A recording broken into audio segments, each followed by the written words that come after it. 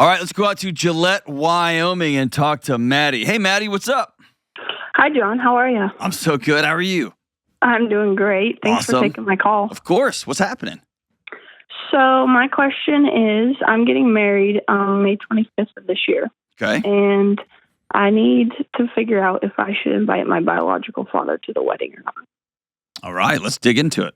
Tell me all about it. So, my mom got pregnant when I was super young. She was super young. She was 19. And then they were married for 6 months. It was just kind of, they had me and they thought they should get married. So then they were married for 6 months. And then we lived in the same town for quite a while. And you and bio dad? Yes. Okay, so when they got divorced, he took off? No, he was in the same town. Okay. Was he in your life? So he lived 2 blocks down, and I saw him maybe once every 2 weeks. Okay. So, but I saw his mom, like my grandma, all the time. Okay. And so, I guess just Can I just stop? life, can we stop for 1 second, Maddie? I'm sorry to interrupt you. I hate that. No, for you're you. okay. I hate that for you. Yeah, it wasn't very great. No, it's still not great. No, it's not. I hate that. Yeah. Just know that that's not the way it's supposed to. I know you know that, but just hear it from a dad who can't breathe without his daughter around. Just know it's not supposed to be like that. And there's good dads out there. I'm so sorry. It's okay. I'm sorry. Thank you. All right.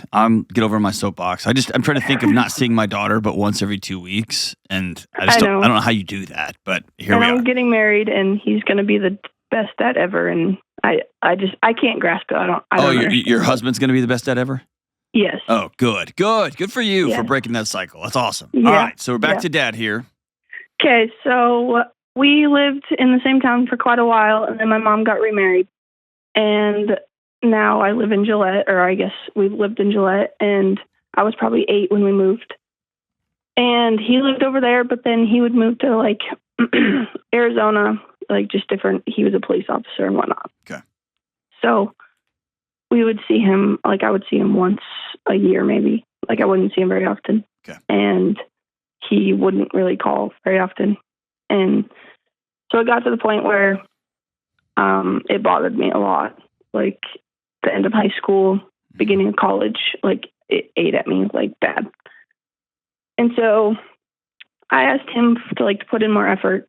Like I called him one day and I just said, hey, like I want to talk. I need my dad in my life. And he said he'd put in more effort, but it never changed. Yeah, of course. Ever. What was your relationship like with stepdad?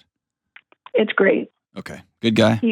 Yes, he's a really good guy. That's awesome. Good on him. He's going to be the one that's walking me down the aisle. Good for you. Good for him. Yep. That's awesome. That yep. the data says that stepdads, a rotation of new men in a child's life is really disruptive.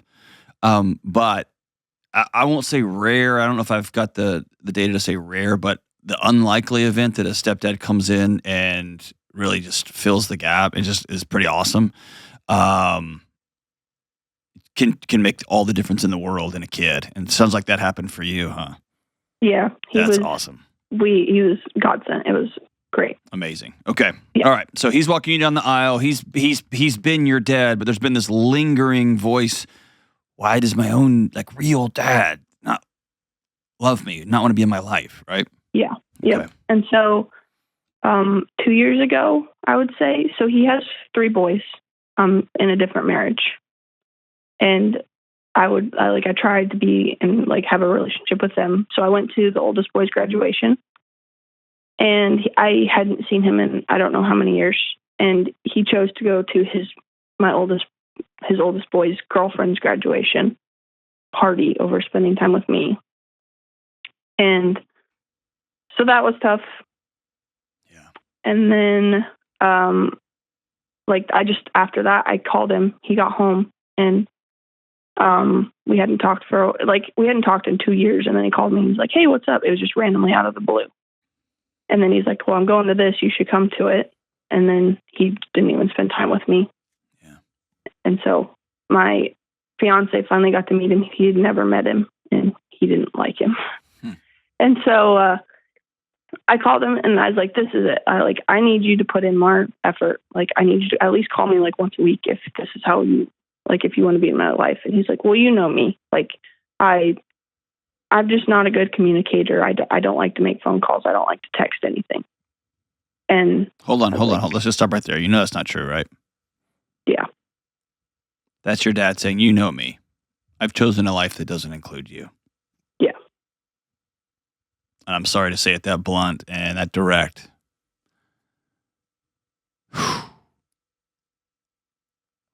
So what do you seek to gain by inviting him to your wedding? A man who has done everything he can to opt out of your life. I guess I just don't, like, what if he comes down, like, later in my life and says, like, I'm sorry for everything that I've ever done. What if I regret that I didn't invite him? Man. I wish you could be at 30,000 feet from this situation like I am. Because I'm watching a little girl try to desperately solve a problem that was never hers to solve. A problem she didn't start, a problem she can't finish. And you're so haunted by that question. Why won't my own daddy call me? Dads are supposed to go to weddings, but my own dad doesn't even want to go.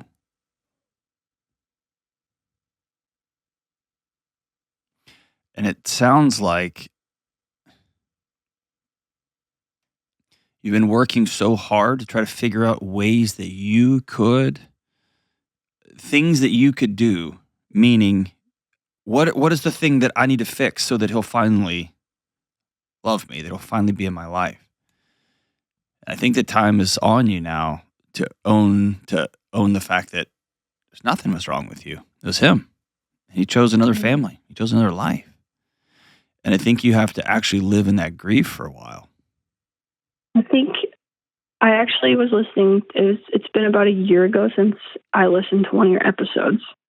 And there was like a similar caller, and I can't remember what it was all, but she ended up blocking her dad.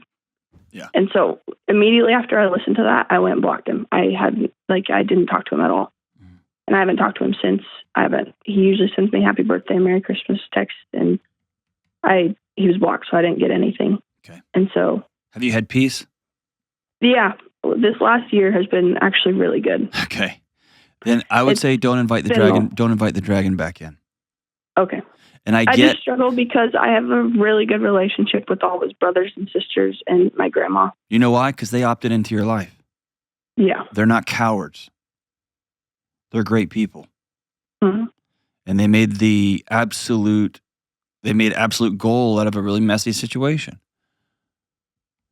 And they know no matter how they avoid you, you're always going to be in their life. And so let's get to know Maddie, this amazing woman, this cool little girl, this awesome young woman going off to college, this amazing woman's about to get married.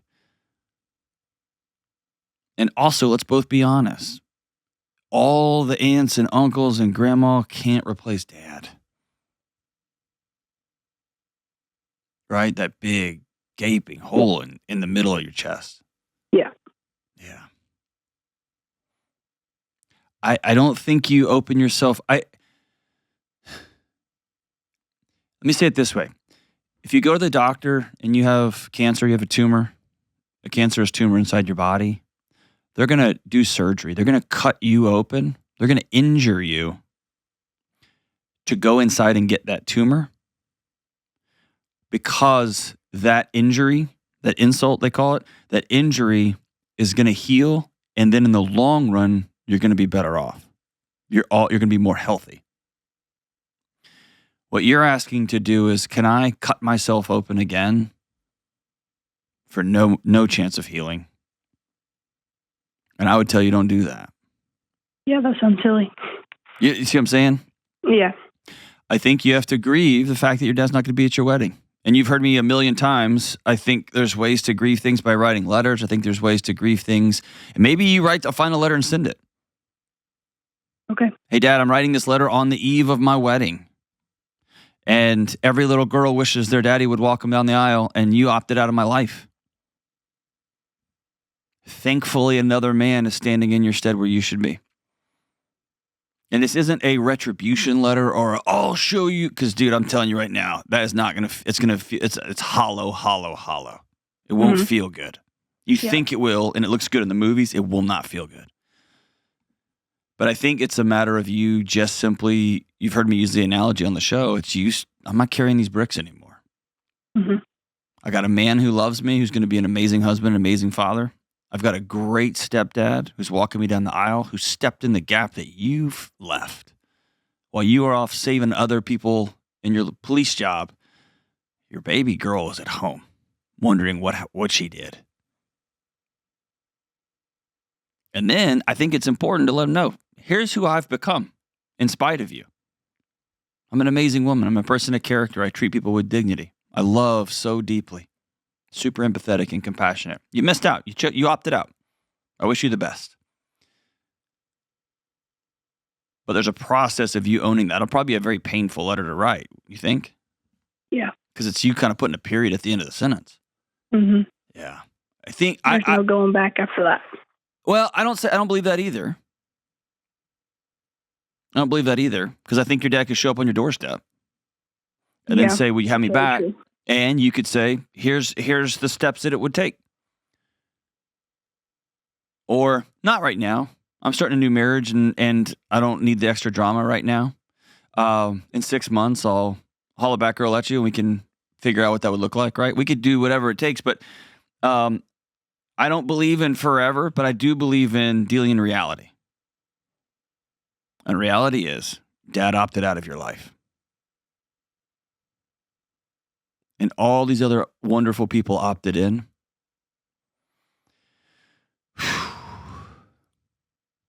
But the one that really counts opted out. And we just have to sit in that together. Right? Yeah. Mm-hmm. Do you know that you're wonderful? I do. Everyone tells me that. Nah, I don't care what other people say. Do you believe it? No, I really do. I believe it. Yeah. Good. Yeah. I think your mission now is, how do you set these bricks down? What's the process going to be? And maybe your husband can sit with you and say, okay, I'm going to live in reality. I'm going to choose reality here. I'm going to set this down. My dad opted out. He opted out. Whew. But you opted in. Stepdad opted in. Mom's still here. Aunts and uncles are here. Awesome. I'm going to live in that reality. In the future, let's pretend that he circles back and wants to be a part of your life. And 10 years from now, you have a great relationship with him, which, by the way, statistically speaking, you won't, right? So I think it's best to let that fantasy go. Then he's going to live in the guilt that he didn't show up to your wedding, not you. Because you were just dealing with reality right in front of you. So grateful for the call. We're with you, Maddie. Call anytime. And congratulations on your new wedding. We wish you the absolute best.